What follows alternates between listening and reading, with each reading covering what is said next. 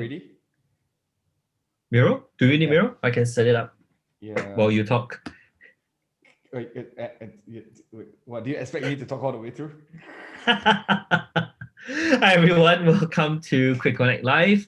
So today's session, we're going to follow up from last session where we talked about the comparison between CliftonStrengths and MBTI. So we're calling this series the profiling tool shootout, right?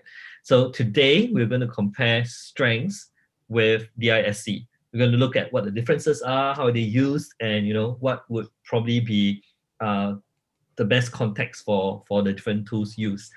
And of course, we will get all the stories from all of you, anything personal experience with the profiling tools, so on and so forth. So I'm going to pass the time over to Ethan while I set up a mural board that we can write stuff on. Okay. Okay. Hi, everybody. Okay. So the last round, we actually went through MBTI versus Strengthsfinder. I think where we really landed on was each has their own strengths, right? Especially because a lot of people don't know about MBTI step 2, which we actually shared quite a lot about last round. And I think sadly, we don't have that kind of insights for DISC that people don't already know. DISC is quite well established. It's quite well used by a number of different companies, as well as it's actually very commonly used. If anybody knows this app called Crystal knows, it's used to profile people on LinkedIn. Before recently, they started adding in things like Strengthsfinder and other types of profiling tools available. So DISC is actually very commonly used for multiple purposes. A lot of sales training also uses DISC. So I think that's why actually for us to talk about it right now is very interesting and useful for us to kind of look at where we are also on our opinions of it, especially everybody here has clearly done the strengths before. So we all kind of know like the difference, what strengths is really about, that we have a number of strengths trainer here too. Then the other part is how do you deal with the concept around DISC and whether we have used it before. So I think this is where we really spend some time really discussing excuse me, where this come from. So I think a lot of the interesting parts is that I'm going to talk a little bit more about DISC because we spending some time researching about it, right? Actually gave quite a bit of interest in the area because while Strengthsfinder came from a lot of surveys done and then reducing it down to the 34 traits, the strengths that people are looking at, DISC basically look at 4 main different aspects of a person. So we call it the dominant, the influence, the competent, or the supportive. And so this is where it's really interesting because, I mean, last week we focused on MBTI, where MBTI was really also 4 letters, but 4 letters that could change between 2 different areas, right? Extrovert, introvert, intuitive versus sensing, all these kind of different elements. DISC is just which one are you more dominant with. So I think one of the interesting parts about this is direct from the DISC profile site itself. And this is really interesting because this history will tell you a lot about why the terms, how the terms came about, and why is it relevant. Give me a second. Are you sharing screen or something? Yeah, I'm going to share screen. Yeah, thank you for making me co-host, I think. Yeah. So one of the major parts about this is it was actually first proposed in 1928 by this guy called William Moulton Marston. So he was trying to talk about emotions. So he talked about 4 different types of behavioral expressions, which is dominance, inducement rather than influence, submission, and compliance. Okay, of course, these terms kind of changed along the way. So what happened was that he was not actually interested in the theoretical concepts of personality or temperament, nor did he ever create a psychological instrument to measure his model. So whereas what happened was that an industrial psychologist came on to actually build a personnel selection called activity vector analysis. So this is where it leads towards this concept. So when they started looking at all these kind of different things to see where the DISC came about, but there's no real full-on analysis other than what is actually more popular, which is right now from the 1970s, John Gaia. So he came up with a company that actually came out of the DISC. So this guy, actually, he's a faculty member of the Minnesota Department of Health Sciences. So he created DISC as a personality profiling thing. So he said what happens is that the foundations were based on these 2 different aspects. So if you look at where the foundation came from, again, the language comes a lot from observing behaviors rather than focusing on the psychological concepts. And this is where I would actually differ even from Strengthsfinder, because Strengthsfinder doesn't really talk so much about pure behavior, but instead focusing a lot more on what you focus on. That's why they talk about strengths, your talent themes, what you focus on, what you care about. Whereas DISC is absolutely about behavioral traits. And this is why I think it's very interesting for us to discuss about it today, because DISC is very often used in sales training.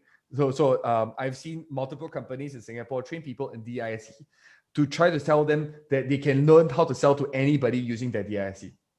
Right? Whereas we don't use that for StrengthsFinder, right? StrengthsFinder, I don't hear anybody going, sell to anybody using their strengths.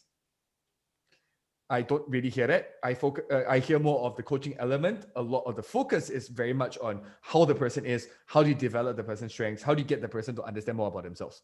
So there's a very clear difference in the usage of the two different tools. And I think this is why the contrast is rather interesting, even to begin with, from the origins of the personality profiles in the first place. But I think to start off this whole discussion would be even any personal experiences with DISC, because I know all of you guys here, we talked about our own experience with strengths before. I would like to hear a little bit more about your experience with DISC. Personally, I didn't like DISC when I first found it. So I'll be honest, I will get the bullet first. I disliked it to the max. I actually didn't want to use it at all. But I found some users in it in some different scenarios. In fact, only recently in the last year, I found it relevant in identifying how people behave in different power dynamics. So for example, ID behavior usually happens for certain people when they feel like they are in charge. And then your SC behaviors would come out more often when a person is feeling like they're actually the underling of another person. So these are certain things that I noticed, especially in the Asian context. So I started looking at it using the perspective of these behavioral traits rather than looking at it purely as a profiling tool. So that's where I started using it. But when I look at it, I don't look at it as kind of something fixed. I always look at something that it was always depending on the situation. So this is where I differ also on my opinion between DISC and StrengthsFinder. While StrengthsFinder focuses a lot on what you look at, what you care about, DISC is a lot about how you behave as an afterwards thing. With that, I would like to lead on to the next few people to share about their own experience with DISC and the difference between that and StrengthsFinder. Can Alex continue? No. Okay, so I'm not sure all of you are familiar with DISC to some degree. You don't really need to go through what's D, what's I, what's S, what's C. Not if that's true. Sure, you're quite familiar with DISC. Okay, cool. So for me, I kind of did DISC before I did strengths, right? So that's one way for me to understand and use it. And I realized that the difference between DISC and strengths is this, right? Strengths is more personality based, meaning it tends not to change over time. Whereas DISC is very, very context specific. So you do DISC with a context in mind. When I did DISC for, say, work versus when I did DISC for church, gave me very different results, right? The kind of things. So that in of itself is one of the key differences of strengths and DISC. And one of the things that I do like about DISC is that DISC actually, let me just do a screen share of my graph and then kind of see what I mean. Screen share. Okay, so in DIC, they kind of have three different kinds of graphs, right? Which I thought was quite interesting. They have the public self, which is kind of what I present myself. We have the core, which is kind of who I'm supposed to be really am inside. And then there's the perceived self, which or some people call the hybrid self. The differences between a graph is supposed to be able to reveal how much stress I have in that particular environment. So the more different my public self is from my private self or my perceived self, it means the higher stress I have because I'm trying to change myself to adapt to the environment. And I thought that was quite an interesting element of DISC. So you get that because it's contextual, right? When you kind of have a public self in that context. So I like this part of DISC, which kind of reviews that stress. I don't think strengths or Clifton strengths actually have that kind of element inbuilt into it. Yeah, so this is what I like about DISC. I think that was very useful. That Alex was sharing this, right? I think this is this element of your behavioral traits gives you this really strong sense of maybe if you have a very different personality, behavioral traits, and the public self and the personal self, the private self, it really changes quite a lot of things. I think. Can you explain a bit more about how this test was like for you? Um, wow, it's been a very long time since I did it, right? I think that how do I describe it? I thought it was interesting and useful. It was more the interpretation of it. So the first part of interpretation basically is, oh, so I'm probably a IS, right? So what does it mean in terms of the way that I come across and work with people? Then the other one was, if I look at my public self and my hybrid self, is there a very big difference? Well, not so much of difference, I guess. So tells me that I'm pretty consistent when in for the context that I did it versus how I generally am, and shows that I'm quite comfortable. I highly suspect though that so I did this when I think maybe about more than 10 years ago. Mhm. But I suspect that if I did it in the context of work, so I did this in the context of church, if I recall correctly. If I did this in the Mm. context of work at that point of time, it would probably have been very different because I don't think I'm so high I at work, Oh, right? yeah. Are you more S? I think I'm more SC at work than I Oh, am I at work.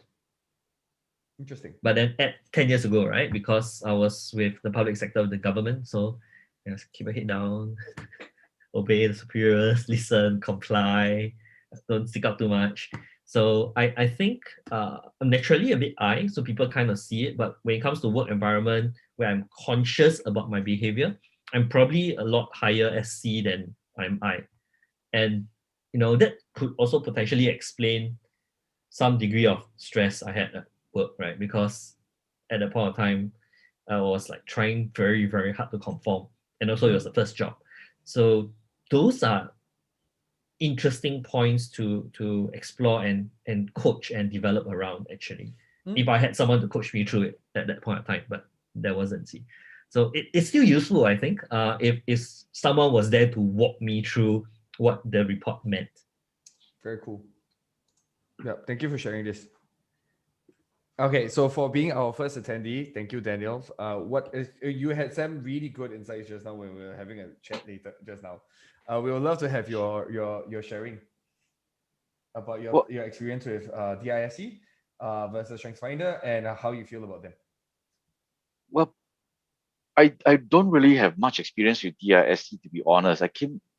Um, or rather, I had my first brush with DISC when I was considering some psychometric tools for my own team at that time to apply. And I was toying between the few, right? Between MBTI, DISC, as well as StrengthsFinder. And for me at that time, what mattered more was to find the foundation. And in that sense, because my team was quite spread out, from Tokyo to Beijing, Hong Kong, Singapore, I had to get a very good grasp of what the core competencies were of this group of people that I had. And so that was the way to go. But DISC I thought was very good in terms of personality profiling. It's just that I never got really into it. But hearing what you guys are saying earlier on, some of the comments I have is that it seems that the DISC components can shift according to the environment in which the person is exposed to. And it also is a conscious effort by the person, whether the person, the individual chooses to change or not, or flex according to the situation. And in that particular instance, it is more of the willingness of the person in that situation, whether to stand up to a rude boss. For example, if a lady colleague is being sexually harassed, whether she has the willingness and the empowerment to stand up and say this, please stop that. It is not something I'm comfortable with. Okay. And if you should persist, I will get up and walk and leave this room. So that is the kind of empowerment that I'm hearing from what DISC is able to lend the person. So am I going too far off the track? No, Or this is great. This is great. Keep going. no, I'm just wondering. I'm just wondering I because think we're yeah. I think DISC does tell us that we can flex and push certain things higher. At the same time, I think also that when we do that and we flex all the time, it increases the stress and fatigue that we get. So our private self or our composite self tends to be the norm that we need to go back. And if we constantly deviate from it, then we can in that context, but it adds a lot of pressure and stress if you need to do it all the time. True, but from my perspective, between the outward self and the inward self, is that there is a balance, right? So if my external factors are the ones that are causing me to have that kind of difficulty, and I don't address it, it will cause stress internally as well. But Yeah. if I'm able to address the external factors, I feel at peace inside me that I am being fair to myself, that I am not being taken advantage of. And by being able externally to decide to say that I will do this, enough, stop. I respect you, but I also expect you to respect me. And I think that that social contract would allow me internally to say, I respect myself enough so that I do not allow external influences to allow me to be disrespected. If I do not know my job, you can coach me, but don't insult me. I don't need that. And I think that this is why I try and coach people on as well, that we are all human beings. We don't know something, teach me. Don't insult me. I'm here to work. Don't take advantage of me. If you do, I will get up and leave. That's the empowerment, right? Yeah, sorry. Am I going to No, it's on and on? Okay. it's so like I said, it's great, right? Like I think what you're trying to what you're attempting to touch on right now is a very interesting aspect of even the work life kind of behaviors that we are looking at, right? Yeah. Even classifying the behaviors in the way that the IC does it allows us to actually understand some of the aspects that you're referring to. Because, for example, being dominant during the times that where you have to present a dominant front, yes, I might be having to flex, but it means that I at least know what I can flex to and why I'm flexing there. Versus a situation where everybody is expected to be compliant, like typical Asian businesses, right? Like where if you're working for a Japanese company, you have to always, you cannot say a single word, right? These are the things that are interesting that like once the ISC actually presents this different fund, it also gives us the kind of little bits of the differences of what we can achieve, what we be able to do, what our natural tendencies are, right? Which like Alex is not highly dominant. He might try to influence certain things, but at the end of the day, he's not a dominant personality, which is something that is very clear during our sessions, versus me, which is very clearly ID. But it doesn't mean that we can't be other things. It also doesn't mean that we won't be other things when we have to do certain things. Like for example, Alex can flex into dominance. I'm not sure. I've never seen that, but I'm flexing. But yeah, but I think this is where it's a great thing that you mentioned that, because that creates a conversational point for the behavioral traits of people. However, like we've all mentioned, there's one big gap which that DIC does present, which is that there is this certain sense of a lack of consistency in terms of exactly what the person will likely behave in the future. But I don't think that's what the tool was designed for. Yeah, and I think that's where the conversation is great for. Yeah, and I think when we talk about flexing, it always comes back to what is the outcome we want to achieve, right? So in your particular example, Daniel, when you talked about someone being harassed at work, and then how that personality profile handles that situation. So if let's say the person had a high, I don't know, S or C, and might just comply and submit, whereas the person should stand up, then yeah, probably an area that we want to address and good to flex. So I think a lot of it is very dependent on what is the scenario and what's the outcome that we want. It's very much the same in strengths as well, right? So when we look at our talent teams, we always have the what do we want to achieve? And then which talent team can we apply? What skills and knowledge do we have that adds on to that so that we can achieve it? Or sometimes we look at it also in terms of help and hinder.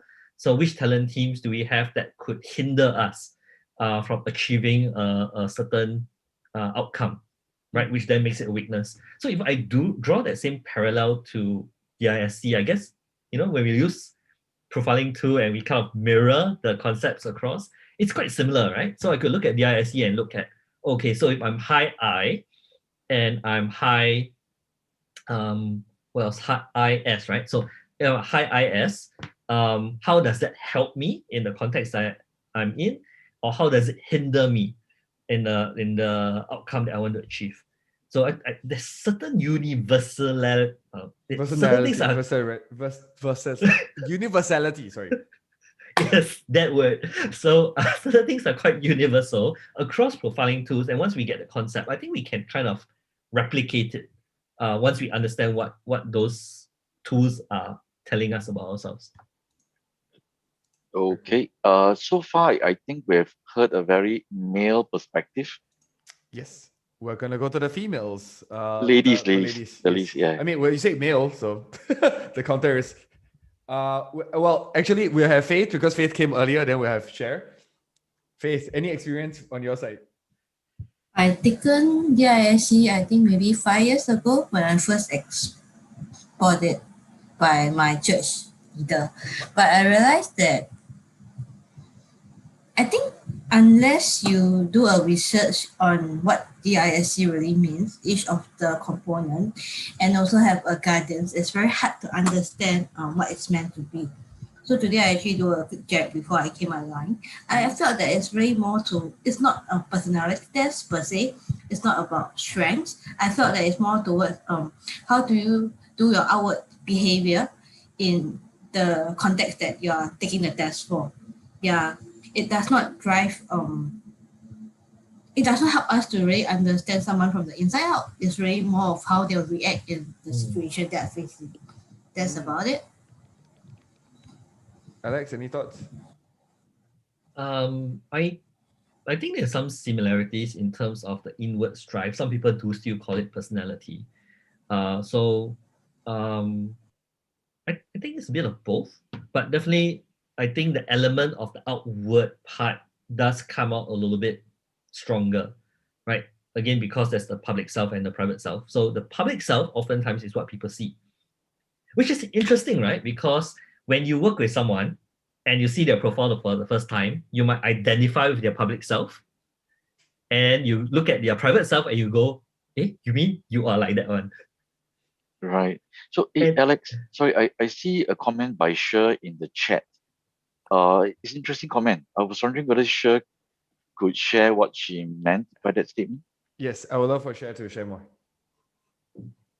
Are you asking about what I put about flexing? Does it mean we're using it in the best context? Yeah. So, so the company that I work for, we do use DISC in one of our sales organizations, and I feel like it is kind of scratching the surface of who somebody is, right? And unless they're very intentional and keep it front of mind of, oh, I primarily am an I and then a D, this is how I show up to others, they may not be flexing appropriately. They might just be going to their go-to behavior, right?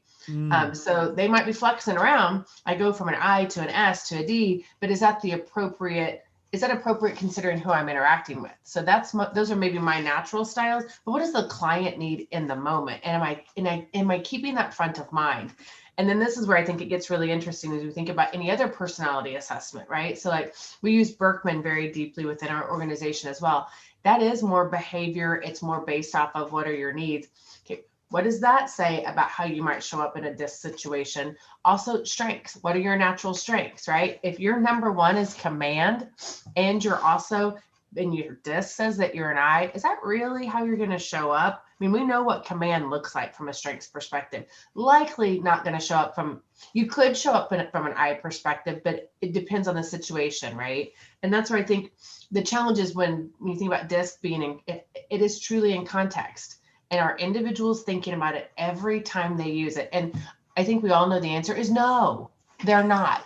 Right? I mean, I don't think about my strengths every single day either. I mean, I try to every day, but not in every single situation, right? There'll be certain things that I say, I'm like, oh, I'm number one positivity. And I'll feel it, especially when I'm talking to somebody that's not, and I can see it on their face. Ooh, back it down, share. I think it from that perspective. But I'm also a coach, and it's a tool I use all the time. I don't think, especially with DISC or any other assessment that we may use, that people keep it front of mind all the time. And so I think it can be used against people. I also worry when people's results come back, depending on how they come back, if they see S really, really high. I've seen in previous organizations, people didn't like that. That wasn't showing up as a strong employee with steady Eddie. It makes you look like you're not open to change. So they don't like their results. So they'll take it again to change their results, which defeats the purpose. So, but I think that's true for strengths. I think that's true for any assessment. I've seen individuals come back and not want it to be who they are and have to really work with them on. There's no right or wrong. There's no good or bad. It's better to know who you really are so that you know what to do with it. But anyway, so that's where I was coming with my comment about context. So Yes. But I love it. Sure. So let me add on. So I love what you said about, how people try to massage the results to get what they want. And somehow, correct me if I'm wrong, I think it's a lot easier with CliftonStrengths because the premise of the whole profiling tool is that these are all talents, these are all good, these are all great, these are all your strengths, this is what makes you unique. And it's kind of been hammered in as the, I don't know what I call it, the ethos of the tool, right? So, and I think because of that, people accept their profile a lot better than if they did DISC and they go like, oh, I don't like S. And it's like, I'm an S in more ways than one. Sorry. Yeah. Right. If anyhow you spell the word S. I was sharing them that I had a running joke. We did this in our organization in the past. So we had someone who was a superior. She was doing all the finances and she was a high S. And she kept asking for details down to the decimals. And she went around telling everybody, guys, I'm sorry, I'm an S. And we all, yep. So it was hilarious for us. And she didn't realize what she was saying. So I think it's perfect. But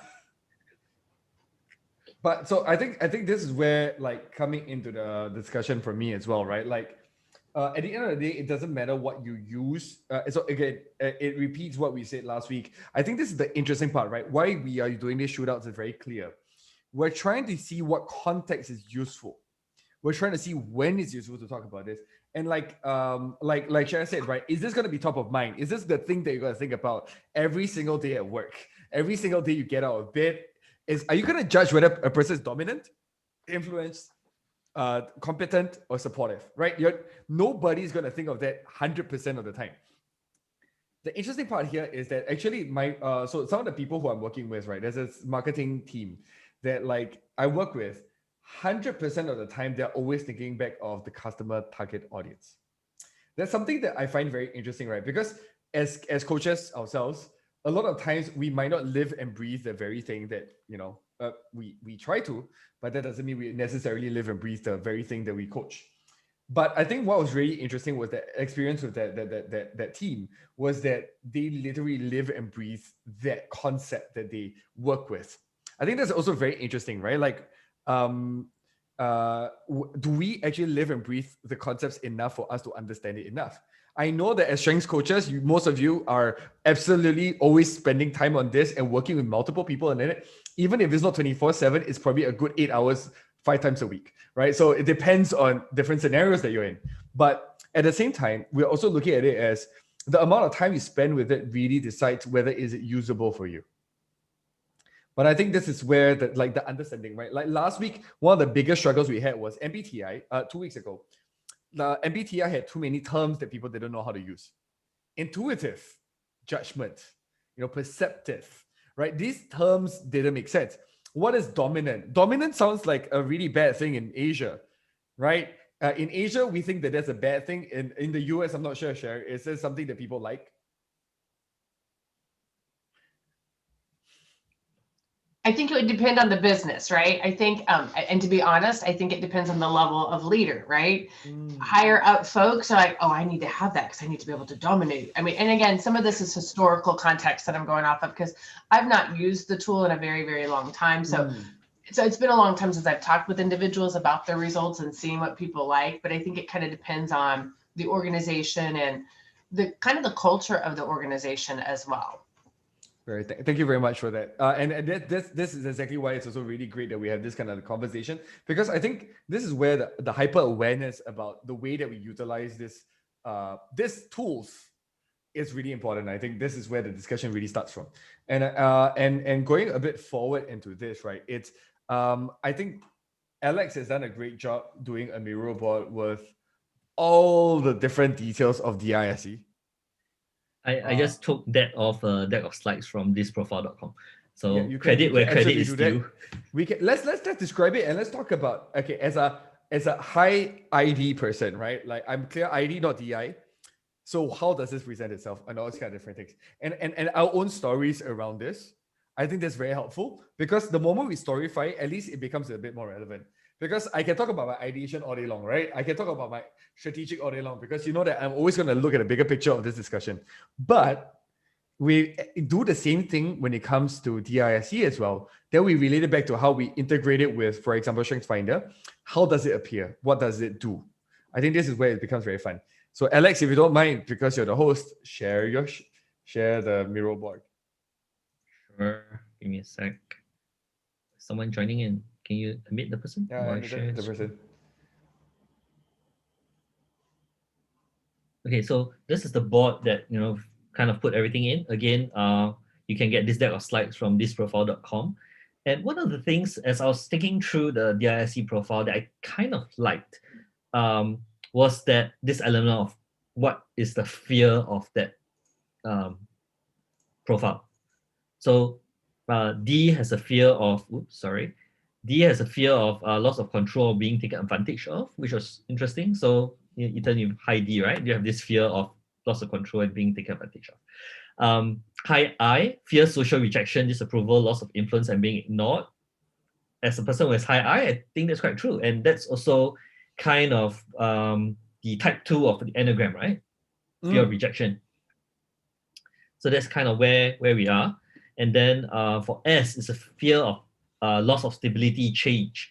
Loss of stability, fear of change, or loss of harmony. So I'm guessing if we look at CliftonStrengths, maybe someone with the harmony talent team would likely be high S, for example, depending on what the combination is. Then if you look at C, fear of criticism, slipshod methods, and of being wrong. This sounds interesting. I mean, this could be, I don't know, responsibility. So, I mean, I'm seeing some correlation with certain talent teams. What Daniel and Isha, who are both coaches as well, what do you think?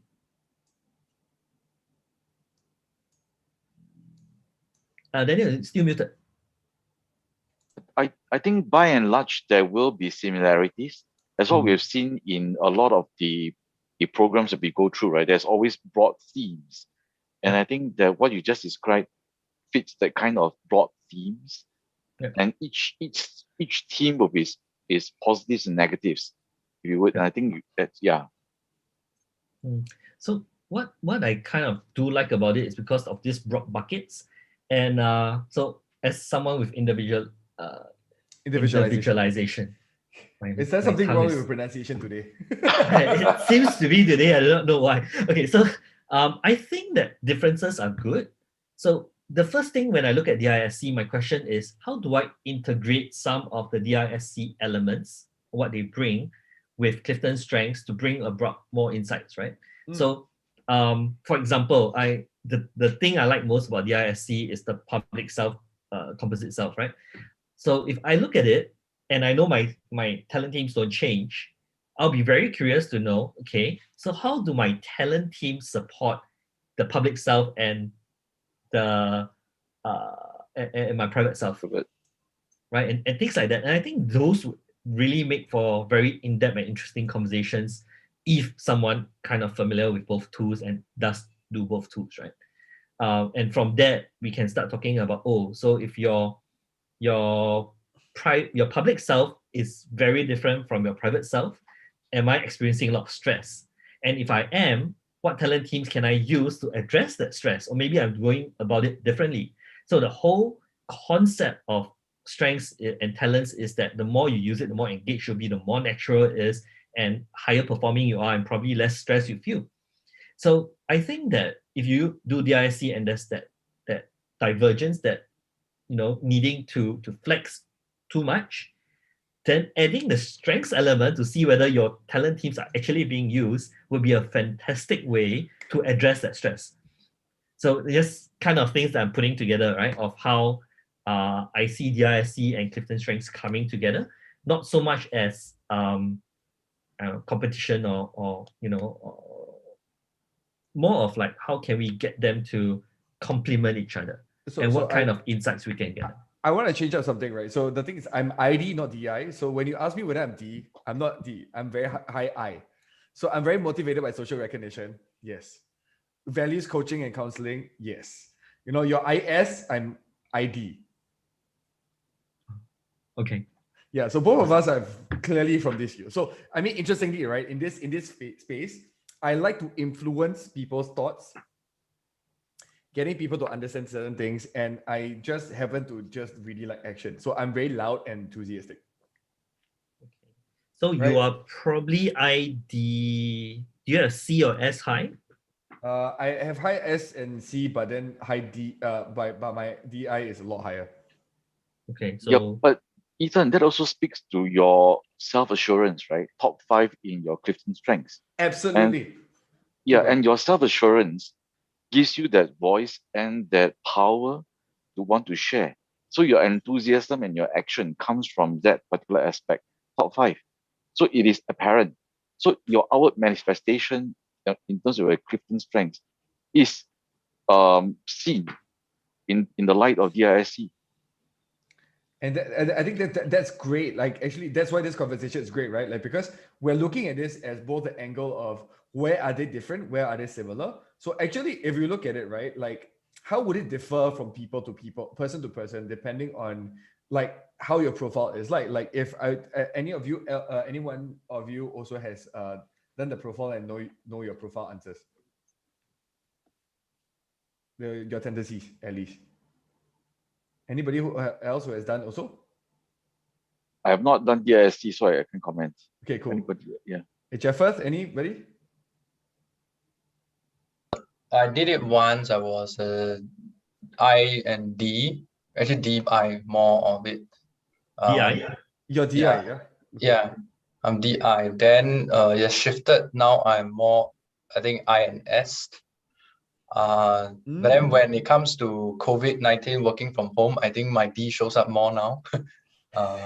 Extremely task focused, very directive.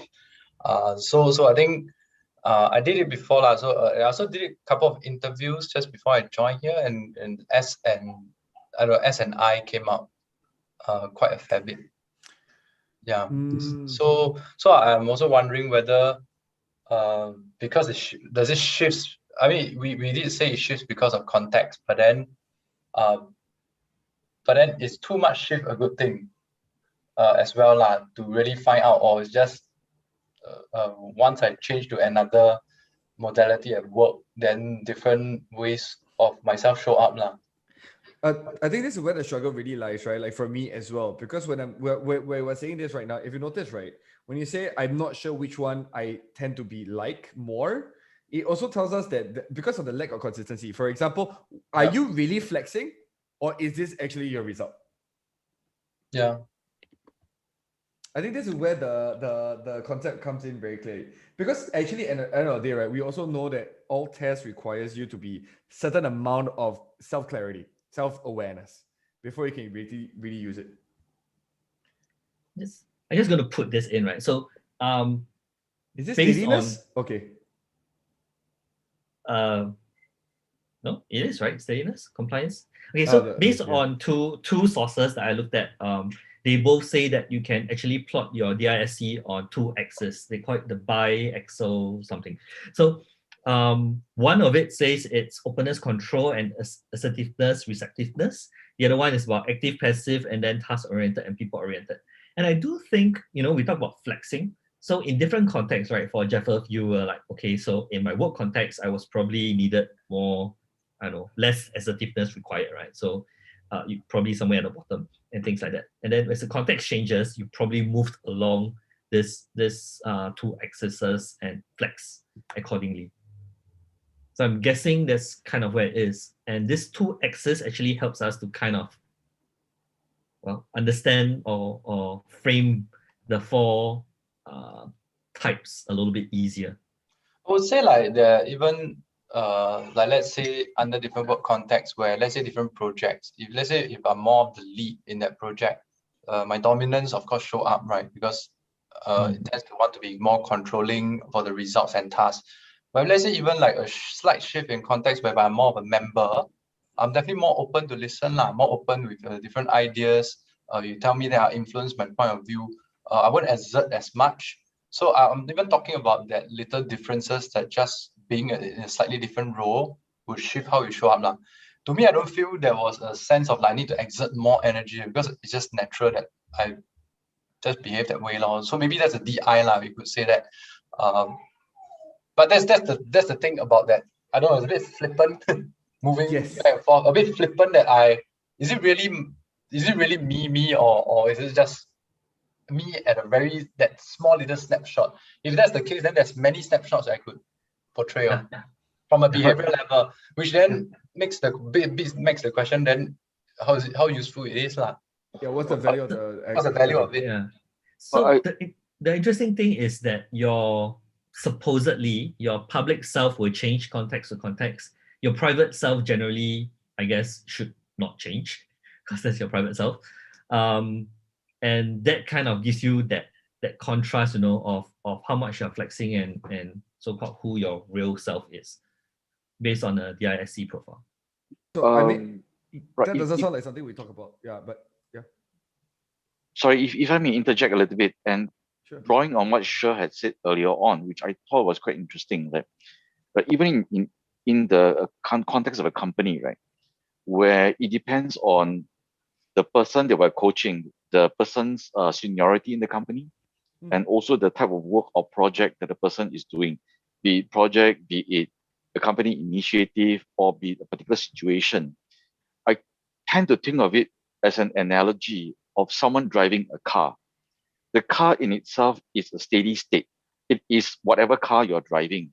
But the car in itself, whether you accelerate, you deaccelerate, you swerve to the right, swerve to the left, to avoid certain bumps on the road, or even if you were to take the U-turn, your ability as a driver to change the state of the car in its movement doesn't change what the car is itself. So I am the car, right? So whatever natural state I am, in terms of DISC, that's me.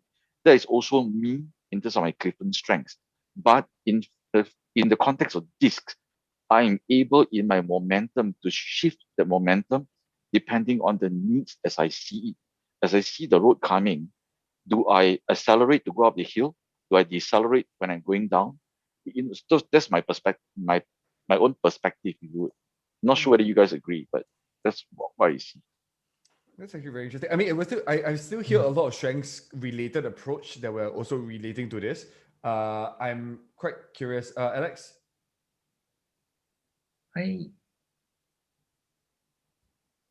We're having a struggle with the ISC, man.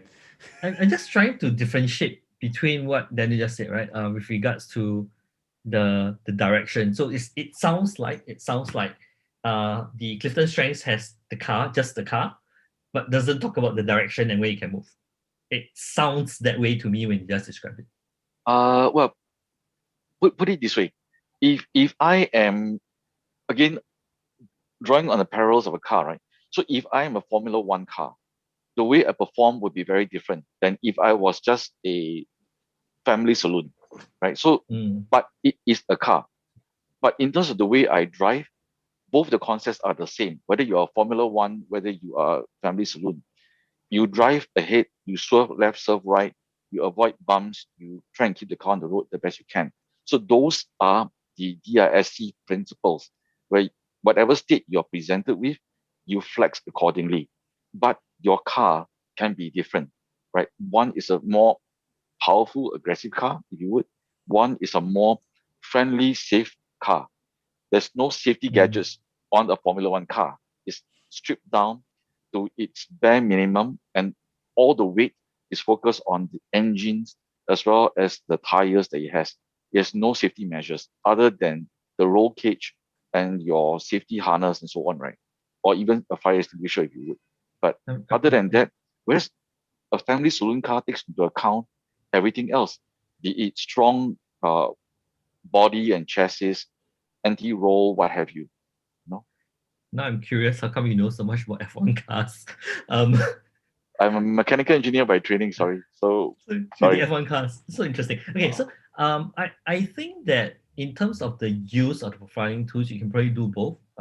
Strengths, you can also do the flexing and identify how you drive. So that's when in strengths we start talking about pocket displacements, raw mature. We start talking about mitigating weaknesses, and that is the driving part, right? That's and how that strengths comes in terms of the application.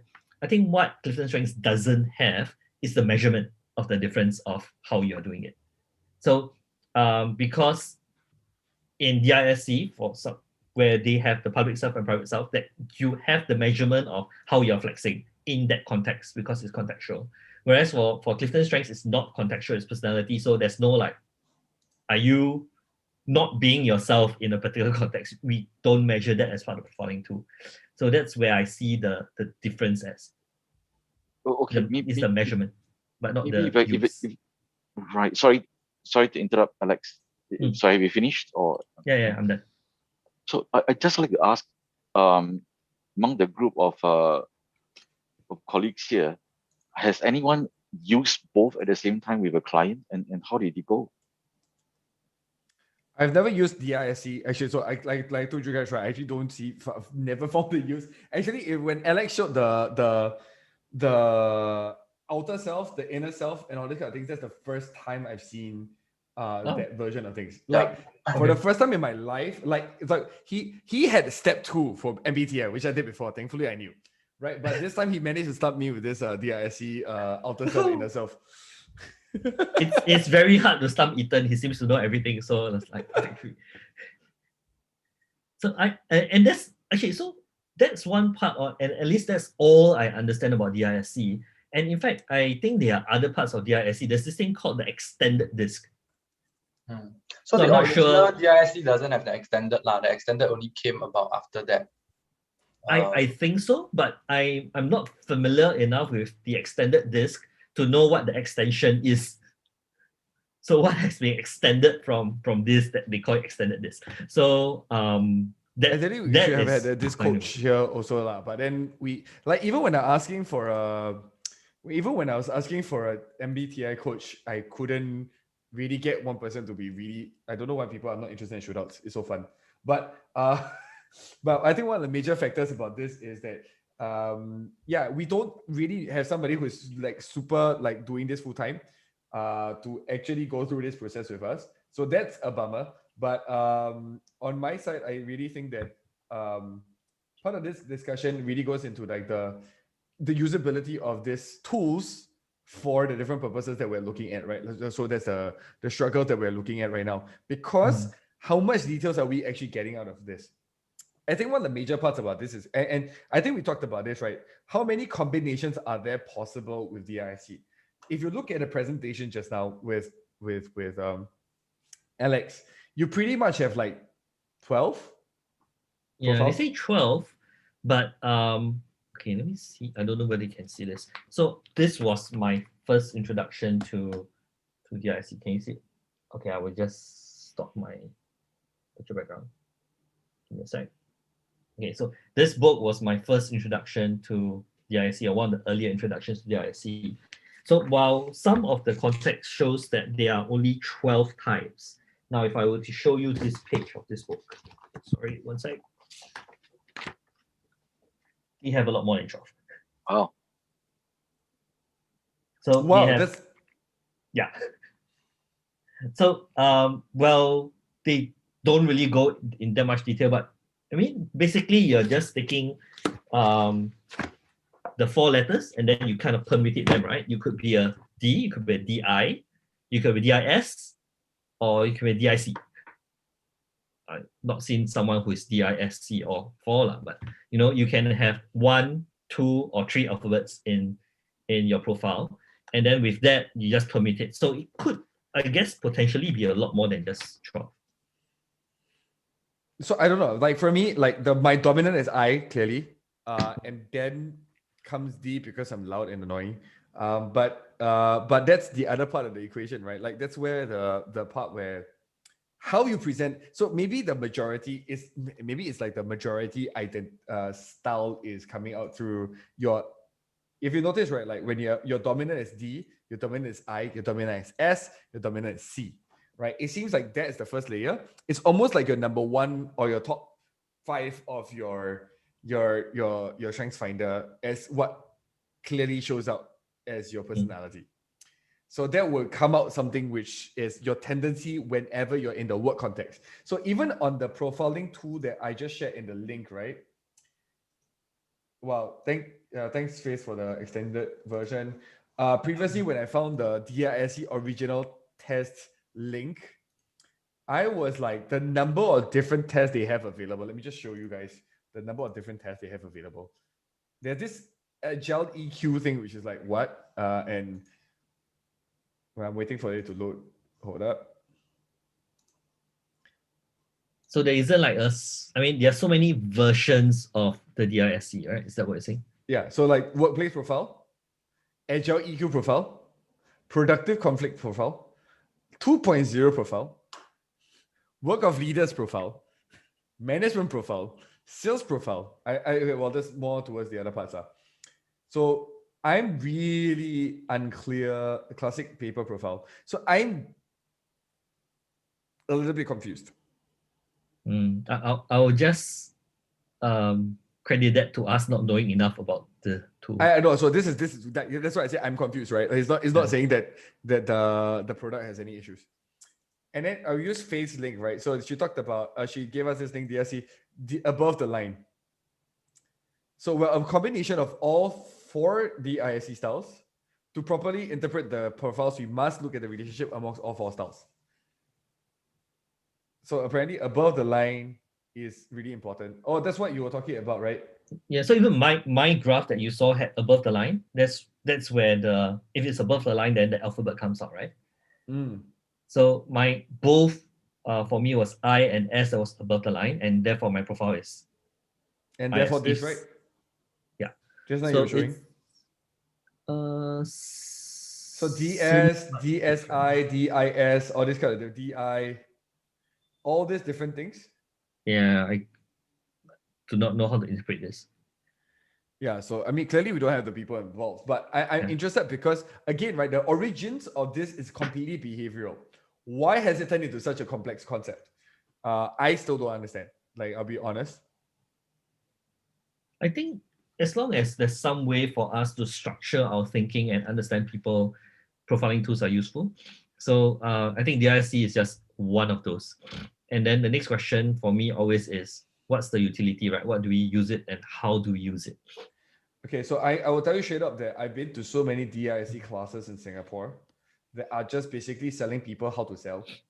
And if you join our program, we'll be able to teach you how to sell to anybody. So join our program so you can make a lot of money. That's all the DIC programs I get to hear in Singapore. So that I'm just being honest here. Basically using for you to very quickly assess what. We'll see you. Oh, you going off? Yeah, bye, Sharon. So I think a lot of people use profiling tools as a sales tool, right? Whereby we kind of very quickly size up someone and then identify how you want to sell to this person. And if you want to do that kind of really quick sizing up, then broad buckets become useful. Yes, and that's right? I think this is the strength of DIC as well.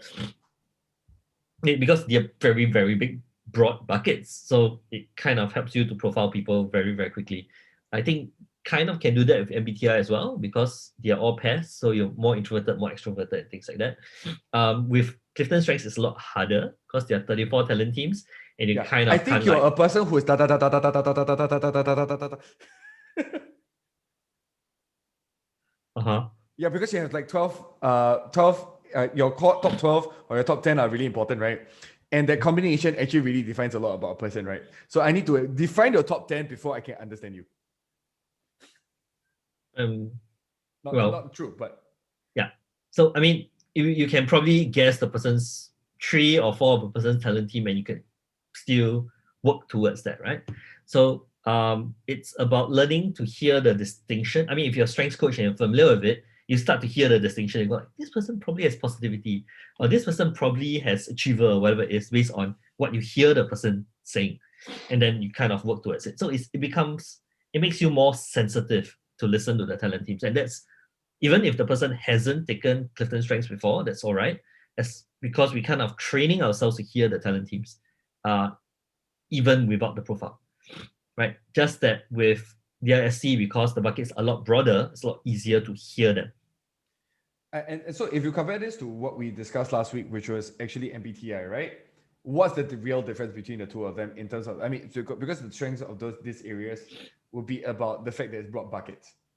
So if I were to just go down the path of, if I were to compare this to even MBTI, which we discussed last week, how would you view it differently? MBTI has step 2, so that gives us the additional depth. DISC has private public self, which I like.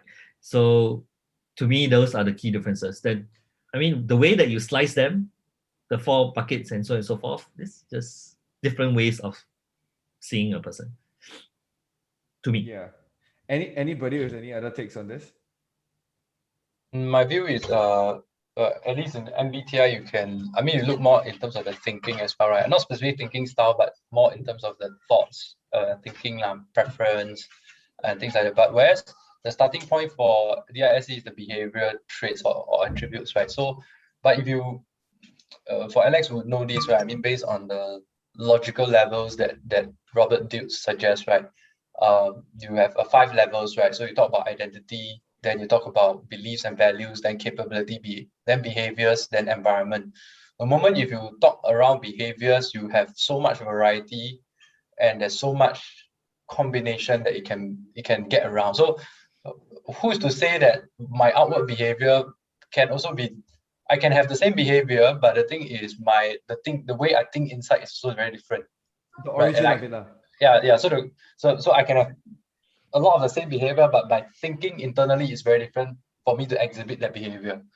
And that is not measured in DISC because I look at DISC, it feels like after they measure it, then they sort of cluster it and categorize it based on the outer behaviors, right? So there's a lot of the internal motivation that's not really captured. That's my sense. Which also might explain why a little shift in context might shift your profile or shift the way you react then so I'm not sure how I don't feel is that valuable for me Yeah. So you feel that MBTI is probably more useful? Yeah, because it's slightly more robust. I mean, it does shift, let's say, when crisis happens, but generally, let's say 2 years down the road, okay, my introversion preference still appear there, you see. Likewise, in Strengthsfinder, I know every time I make a decision, it always came out as responsibility, right? Every time I do it because it's a commitment to someone else. And it's stable. It's stable for me to know my sense of self also.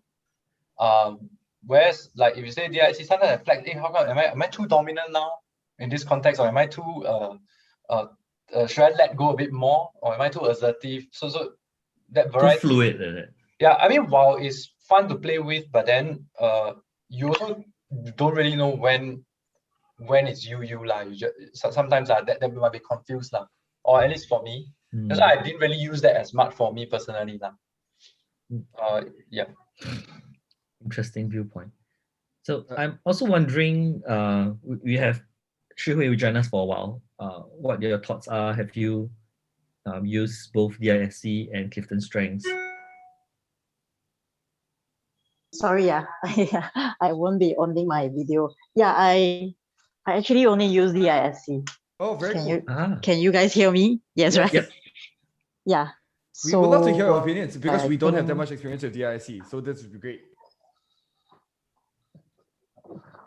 I think for me it's just a very basic one, like managers just give us to do some tests. Yeah. So I think for my own profile it's more towards D, followed by S, and I think I and C. Yeah. So yep. So I think just now I was listening to you guys. I think I missed the front part. Did you guys actually do a test to get all the empathy, individualization, all this detail, or it's just you? Alex. Yeah, so what you see on the screen is actually our CliftonStrengths profile. So predominantly, our meetup group is about strengths. So we use the CliftonStrengths profile quite extensively. And this series that we are going through, actually comparing profiling tools, because there's this huge interest. People start going like, okay, what's the difference between profiling tools? What is better for which context? And that's why we're having this discussion here, kind of, right? So I think what would be really useful from you is that, kind of our mind is exposed to strength, so we kind of have certain biases as well. So I'd be very curious to hear from you what your experience with DISC is. Like, do you find it useful? What was useful about it? Maybe you can share with us a little bit about your experience with DISC. I think it's first of all, to me, I find it's very good to use it in every aspect of the life, like even like be you are a customer service staff, or towards your boss, or even towards your co-worker. It's good to recognize what profile they are, so it's also easier for us to probably, like example, if someone meet a dominant like me, they probably know that they shouldn't be like more like they shouldn't challenge me so much lah. Especially if they are someone who just joined, then like a newbies, then want to challenge a lao jiao, this kind of, like, I feel like, so probably the tone or the way of approach should actually be very different. Then I think if someone is very high eye, I think we already know they can influence everyone. So we probably need to use a very fun loving way to talk to this person in order to get this person to listen to us in some way. So to me, I see it like it's something that is a knowledge lah. It's good that we can actually meet different people, and we need to know how to handle them as well, especially if you are actually giving them an instruction, or you need everyone to work as a team. So that's my thoughts. Thanks, Shirley. So excellent point, right, about us adapting to the person that we're talking to. So again, with CliftonStrengths, because of the number of permutations we have, kind of can, but unless you know the person's top 5, like the way we place it here, and we kind of like and stream can it see out it, right? to the rest of the world. With DISC, it's probably easier to like, Ethan is a high eye, I should talk to him in an eye way, kind of a thing. So from what? Daniel, go ahead. Sorry, thanks, Jeff. Sorry, interrupt. So from what Su Hui just shared, it seems almost that the person who is applying the DISC is trying to synchronize to the person that he or she is interacting with. Right? So the person is taking the cue from the person that is being interacting with. But is that applicable in all situations? That's the question I have. So if you speak to a more superior person, right? Be it a client, I call a client superior because client, the person that pays you the money, or even a boss, you would do that. But would you do that to someone who is reporting to you? No. Wait, but Daniel, you must understand that Shu Hui is a high D. But she's also someone that is a practitioner. You know what I mean? So from that perspective, it's very enlightening. I find that it is very insightful to come from her perspective Mm, because she mm, practices it, and that part is important, right? So the question I have then is the context. When does, if I'm coaching someone and mm. I'm coaching wrongly, if, for example, even talking to a direct report, the person does it that way, the direct report will look at the person and say, what's going on here? So, but okay, so I suspect because Hui, you have your high in D, that her response is like that, right? That I kind of need to Yep. adjust myself to someone higher, but then to someone below me, it's like, "Man, why should I adjust to them? They should adjust to me, right?" Correct me if I'm Yep. wrong, but I'm kind of Yes, guessing. yes, something like that. Yes. But if you ask someone with a high I, do they tend to like adapt both upwards and downwards? My suspicion, because I'm high I, is yes, because so Ethan, how about you? Do you kind of I know. So my ID comes out quite strongly. I will sorry, I cannot use the term. Sorry. I will play with the person on top of me if they try to dominate against me. So that's a lot of my behavior. So I'm high ID. So if you try to dominate over me, right, I will make sure I'll play a full circle around you. So that's that's how I play, right? So the high ID people like me would be always having a little bit more fun with the high D people because even though so that's the other part about the flex. A high D person, I think if I'm in a lower position, for me, I'm high ID, right? So my D is also quite strong. One of my biggest problems is working under high D people who don't have high competence. So because I IDC, my competence is super, like my I believe in like knowing my stuff, right? If the person doesn't have the C component, I will die, right? So this is where, yes, it's useful, but at the same time, that question is also like, because I've met people, right, outside of the field that I'm dealing with them in, they behave completely differently. I can be completely friends with them because they're super geeky outside of that, right? Like a friend who suddenly, when you get him out of the field we're talking about, right? He's not talking about the most geeky stuff with me, right? Then how do I manage then it changes our relationship completely. So this is where the struggle for me always with DISC always comes in, because in the different contexts I can be friends with this person, but I cannot be friends in other contexts. Or just to explain also, my outer self and inner self are exactly the same. High IDC. Sorry, so no matter what, I'm IDC, which is why it's consistent throughout the different scenarios, and therefore like this. But I find it funny because she's also exactly right, because if I needed to adjust to somebody, so people think of me as in Chinese term 腼腆的小男孩 before. 腼腆 is like a very sweet boy. Okay, now, I know you are one of you, but I grew up learning. I grew up learning how to be that person in different scenarios. So SC as a flex is possible, but I'll feel super tired afterwards. So in that sense, absolutely. But but here comes the part, right? For me to be happy, I need to be comfortable with whatever I tend to be. And that's why, yes, but then I go back to Jeffers and his answer about work from home, right? Where your answer keeps on changing. So this is where I also have a struggle with these answers, because I'm such a boring, okay, I use the word boring, but I'm most consistent person. So no matter what, my results will always have like the best results possible without the like as if the behaviors and the psychology are always aligned. But I'm having difficulty with this part where, for example, even with the way that Shihui is sharing, right? Like, what do you feel tired dealing with a very annoying dominant boss if you have to act otherwise? Yeah, definitely. Yeah, that's exactly it. This is what happens with high D people. Yes. So that's why I'm like going like, wait, let's look at it in a slightly different way. Like, let's laugh about this even, because the truth is, if I have to flex to become an S, I might die in the process. But then that's the thing, right? So is this a personality profiling tool because it affects my energy and flexing? Or is it that because I'm so consistent and my other traits are in the picture, right? Because I can't ideate with such a person, I have command on my number 7, I have all this individual, but I individualize. So So this is also part of the, it's like, see, do you see the complications in this matter right now? I love it that Shui joined this conversation and talked about this in a manner, because another dominant person in the room. So,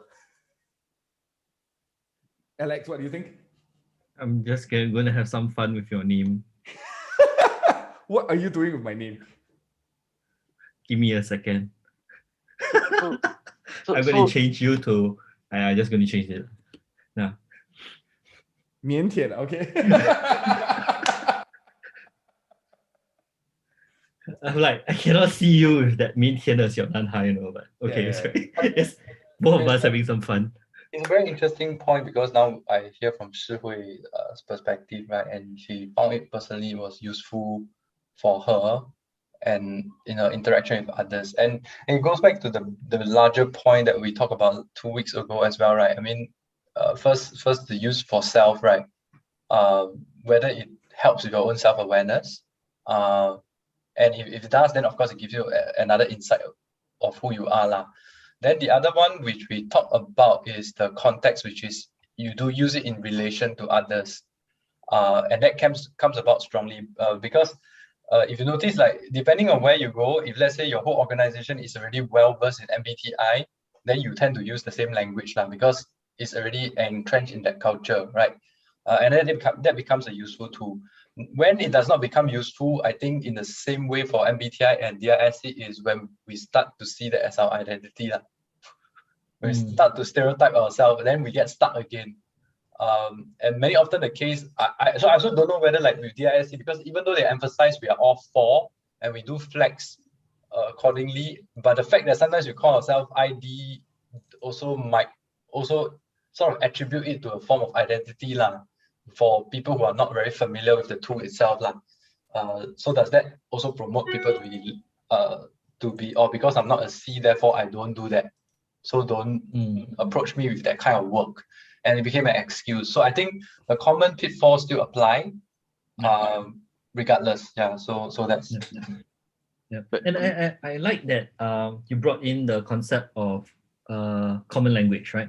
So even in the strengths world, we talk about why it's important to have that same common language and understanding within teams or within organizations, so that when we look at that word, I kind of know what strategic or individualization means, and how do I relate and communicate with one another, or understand where the person is coming from and what they're bringing. So that common language that creates that common understanding, regardless of which profiling tool you use, I think is a very important thing to have across your teams or your organization. Yeah. So to your point, Alex, if I may address the question to Shi Hui, since we're talking about DISC versus strengths, right? And in terms of the application of DISC, Shi Hui, if I may ask, what, from your personal view, what is the effectiveness of what you have seen in terms of the implementation of this through an organization? Do you see certain advantages, disadvantages, any barriers to people accepting it? Are people finding it easy to adopt? What are your views? I think I think for me is that I actually went through I think it's like a program before. So they actually mix different profile that is actually the high, the first choice one, to work as a team. So we do actually like identify that if all the D work together, wow, there's a lot of different like opinion. Then 我要你做这个, you listen to me, this and that, yeah. So if you put all the I together, wow, they talk like non-stop, and they didn't make the work is never been done. So it's like a very interesting, like a experiment that we actually see. So if you ask me whether is it a very, I would say it's actually definitely is good to have a mixture. Definitely, you cannot imagine all the I working together.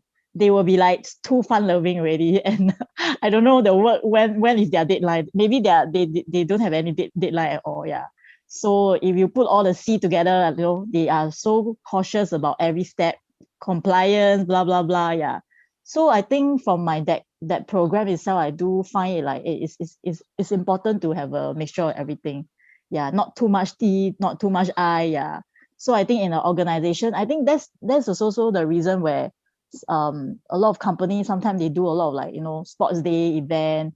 They try to mix different department together. Yeah, and then they probably give a task to do, or even like a treasure hunt or something. Yeah. So I think that's maybe the whole thing, the whole objective lah of the, yeah, even like letting other department to know each other. I think that's not the point lah. To me, I see it as maybe to let each individual to know that there's this profiling that you have to work with. Yeah, be it this person really in your department or might be outside your department. Yeah, so we have to learn along the way lah. That's how I see it. Right. Maybe one last question from me, Shui, if I may, is Yeah. that have you ever come across any teams Yeah. that within that team itself there are multiple of the same personality, and how does it how do people, because people still need to get things done, right? Regardless Yeah. whether number of personalities is the same or not. So how Yeah. do people move forward in such a situation and get things done? Okay. I think maybe based on when I was doing my part-time degree, then I think my team itself, we need to do a project work. I do have 5 of us. I think there's 3 of them, they are very dominant. Oh, So I wow. think how they get things done is that the one that have a lot of say will be the one who actually prepare a lot of work. So they use a lot of facts and research to keep the rest of the people shut their mouth. I would say that lah, yeah. So then from there, yeah, the thing get moving. If not, they actually have been a lot of debating lah. So if you ask me how I see it, is like, I think the one must be really, really very dominant with a lot of bullet behind him. Yeah, It's then out I think- dominance of the other people lah. yeah, I think super dominant plus super a lot of bullet. Yeah, then the case will close. Yeah, This is very useful information. Thank you so much. yeah. I thought I just share something. It was an article that I was researching and writing on. So, Shui, when you're talking about, when you put many different D people together and they all throwing their Yeah. opinions and direction in, and Yeah. things can't get moving.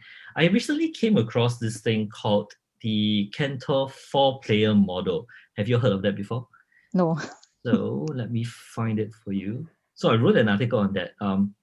So it's this whole topic about enhancing leadership through dialogue. And in this model by Kendor, I will pronounce it, Kendor. He says that, in conversations, we need to have 4 roles that people play in order for things to move well and move smoothly, right? So a person can either take the position of moving, whereby it creates direction.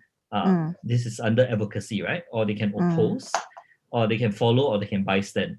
Now, if you put all the high D people in, they're all probably doing the move oppose part, and therefore the conversations don't change. So one of the things, again, a useful model to look at, right, is whether you use strengths or DISC is, hey, so what kind of roles can we play in our conversations with other people? Are we able to do all 4? An ability to do all 4, or if you are the leader, the ability to facilitate all 4 becomes an important piece for getting work done and meetings moving and things like that. So again, something useful to look at if you like to explore how you apply a profiling tool towards interaction with people. I love the IS that Alex is showing. You're sharing with the knowledge, you're supporting people in this process, but you're influencing where they're going. Care to share the link here? Yeah. Oh, sure. Give me a sec. Let me share the link. So it's just an interesting model that you can look at. I've woven some other things in as well, including sound wave. But hopefully this is useful for you. Okay. Classic Let's Alex put the move. link there. Classic Alex move. So that's kind of where we have. And Daniel, you might have seen that article. I'm not sure if you have, but we kind of weave sound wave into it as well. Okay, I know we have 10 minutes left, so... Sadly, all our people left. Okay, so maybe what we can do is to share a little bit about your biggest takeaway, and then as usual, our 腼腆的小男孩 will do the summary. Oh, now you're really going at me with this. Okay, Ken. I'm like, what? Okay, Daniel, what do you take away from today?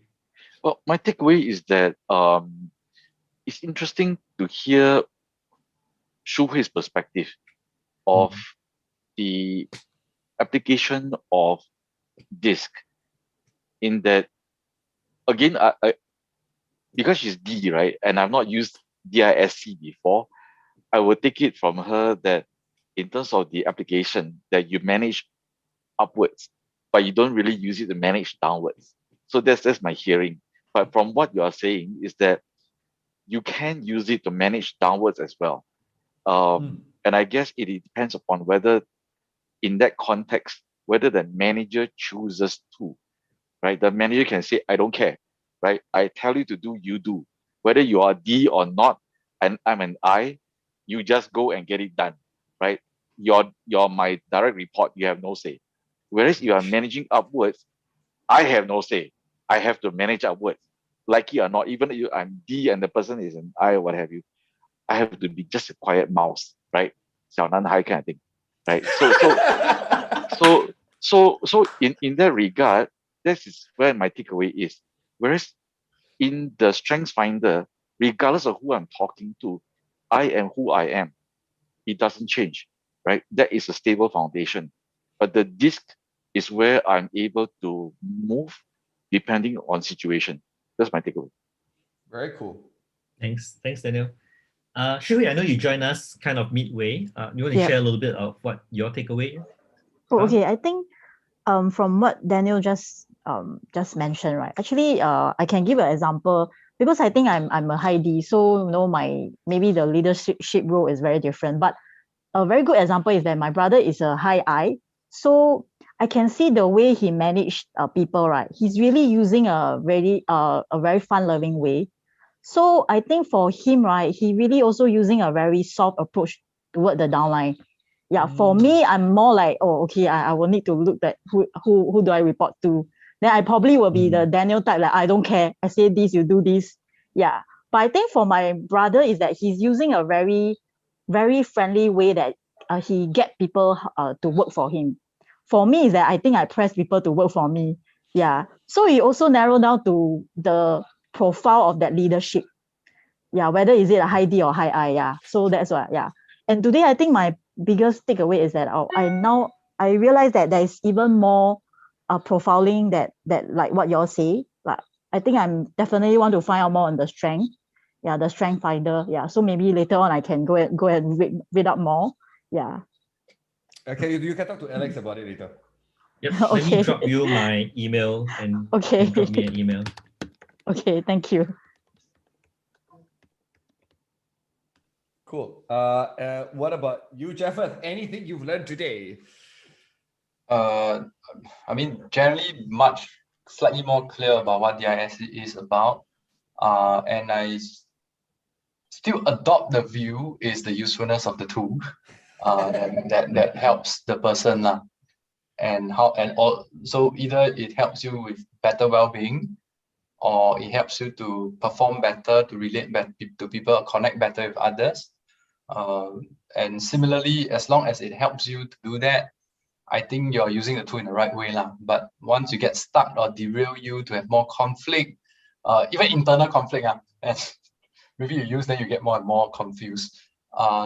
Then you might need to expand your view about whether the tool was meant to be used that way. So I'm always of that view. And I'm I got a quite refreshing insight to see from Shi Hui's point of view also that DISC worked really well for her.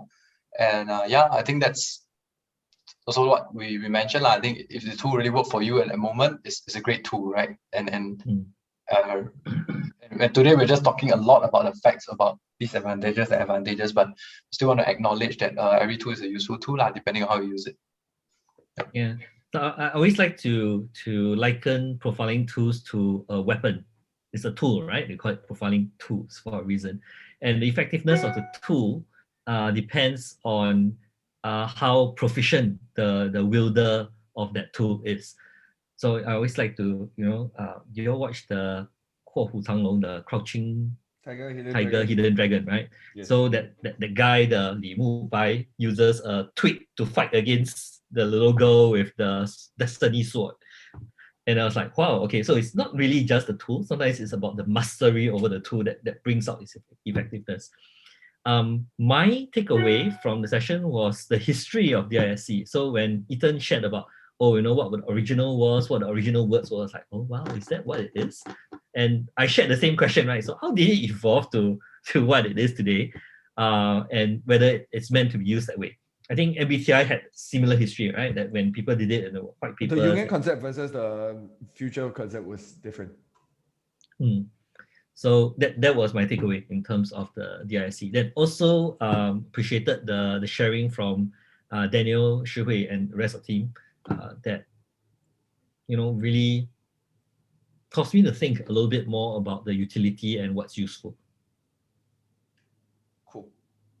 So is it my turn now? Okay, cool. Yes. Okay, so I've been waiting for this time the whole night. No, I'm kidding. I'm not maintained at all, please. So one of the major parts about this, I think I just want to say that if people watch me switch position, partly because I was noticing there was a certain trend. So there's this certain thing that this concept that I want to introduce towards this end, and it's power distance. So when you talk about outer self versus inner self, there's this concept behind personal domain and the identity split that I talk actually a lot about on trauma level. So people behave differently at home and at work and all these kind of things. That split actually causes flexing, and it's actually very unhealthy mentally for people in the long run. And this is where I really find interesting, because each profiling tool, are they testing your identities? Are they testing your actual person?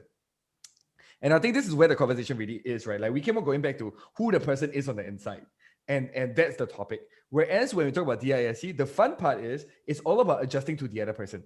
So that's what a common topic keeps repeating itself. However, but as people with like our either psychometric profile tools, that our other approaches in the picture, you start realizing that DISC can be used in a manner that is also about whether you can flex, provided you do the test in a manner that is about answering the way that you prefer to do things, which is then closer to a psychometric tool versus what you actually do sometimes to flex to other people.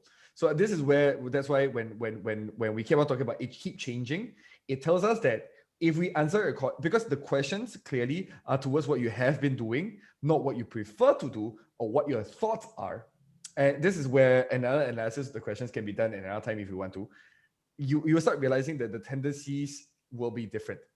So this is where I look a lot at this, where DISC is very useful to adjust to other people, to watch their behavioral traits, to see how we deal with them. In fact, I would even put down DISC is how people deal with power. So SC, which is the other side of the things, right, which is supportive or compliant, all these kind of things, right, it's always back down to how you deal with people who are imposing ideas upon you. If somebody tries to dominate me, do I try to dominate back? If somebody is trying to influence me, do I try to influence back?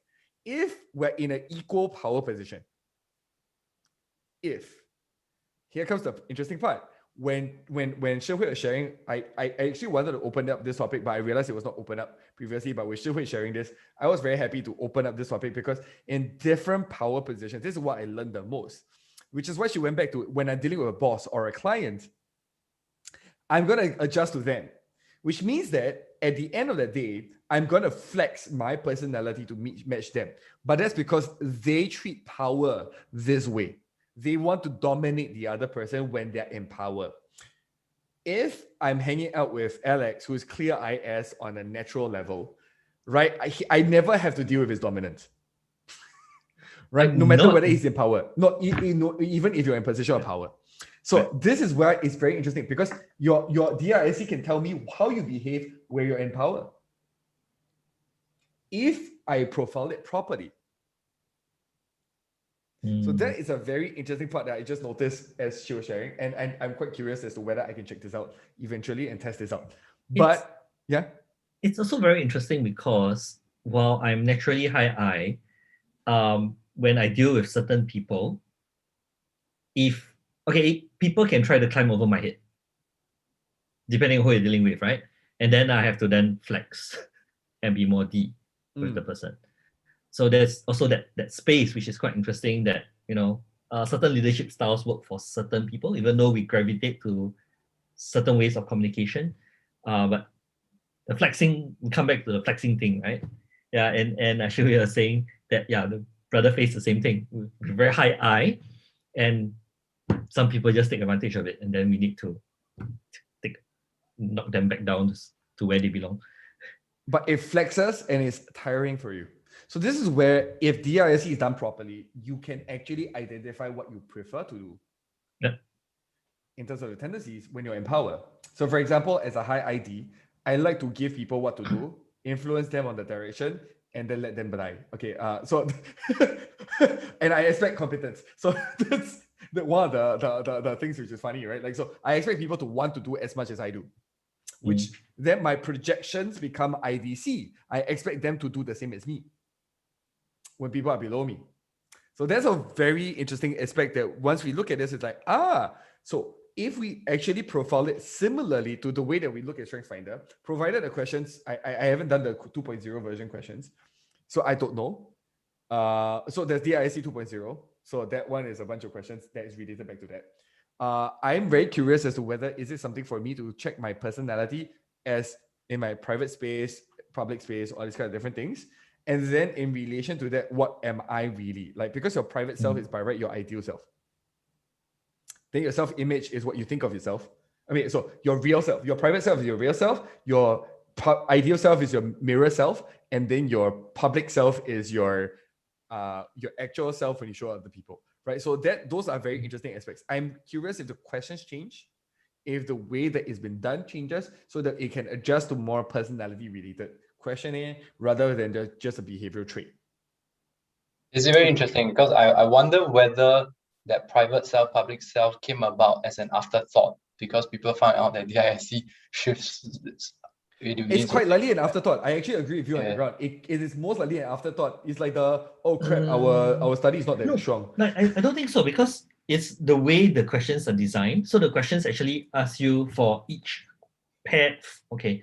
So what we're referring is like, does the original DISC tool actually measures that, or it came about because after a series of rounds, people gave like, hey, it was very different, and therefore now we include the public and thing in our new tool. Yes. Right. They evolve over time to have that. I mean, like, Strengthsfinder also evolves through the time in terms of the details of what they try to talk about. But I mean, they also develop a lot of their ability to talk about coaching through the years. The initial growth was just what kind of leaders you are.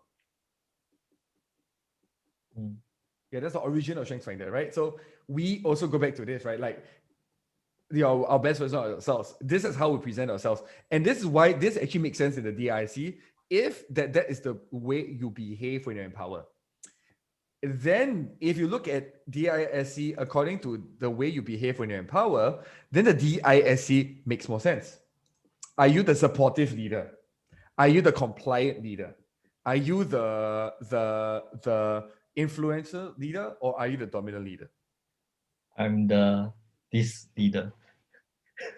Sorry. Yeah, I'm the top 5 leader. Okay, whatever. But I'm just saying that is another way of looking at it. So I mean, the fun part is, no matter what, every tool has its use. I mean, Jeffers said this perfectly. Every tool has its use. Is an application. How can it be used? We don't have an expert within our field. Though, okay, when we talk about expert, not necessarily certification gives you expertise. Certification plus using it for most of your life and actually making it your own and making sure that you spend all your time really thinking in that format, which shared about it perfectly just now. Are we thinking in that format regularly? Are we testing it? Are we really checking on it? If not, your accuracy is going to be far off. So this is where this conversation really ends at, where DISC is very useful in adjusting to different types of leadership positions. How do you adjust to different types of behaviors when people are dominant or they're in a position of power? How do you appeal to them in different power positions? However, it does not really necessarily give you who you are as a person in terms of the details that Strengthsfinder gives. Right? Strengthsfinder gives you this 34. It gives you this nuances, how you think, what you're looking for, what kind of traits you're looking for. But the beauty of this is DISC allows for quick snap decisions for you to get done so that you can adjust to different types of people. Very good for sales, very good for adjusting to different types of people, not particularly strong necessarily in bringing out the strengths of an individual. Yep. So that's where the differences really lie. Yep. And with that, we can close today's session. Thank you everybody for being here today. Excellent. 明天的小男孩. So that's not going to go away. In our 2 weeks time, we will probably start looking at another profiling tool. Don't think we decided yet. Emergenetics.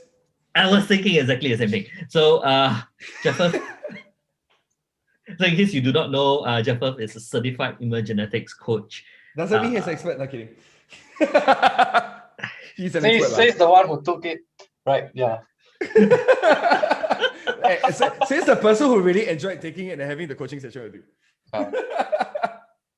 So in 2 weeks' time, we will do a comparison between CliftonStrengths and Emergenetics.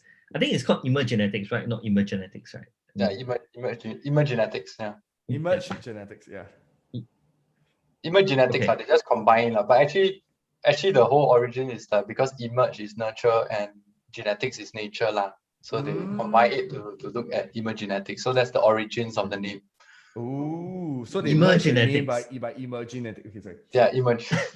Emergenetics. Okay, so we're going to do CliftonStrengths shoot out with Emergenetics and look at the utility and the differences. And we do have an expert with us in our midst. Finally, thank you. Very interesting conversation. Okay, so Thanks, guys. I enjoyed everyone. it. Thanks. Says the one I'll who see you in practiced 2 weeks' both. time. Okay, take care, Thank guys. you. Thank you. Bye. Bye. See you all. Bye.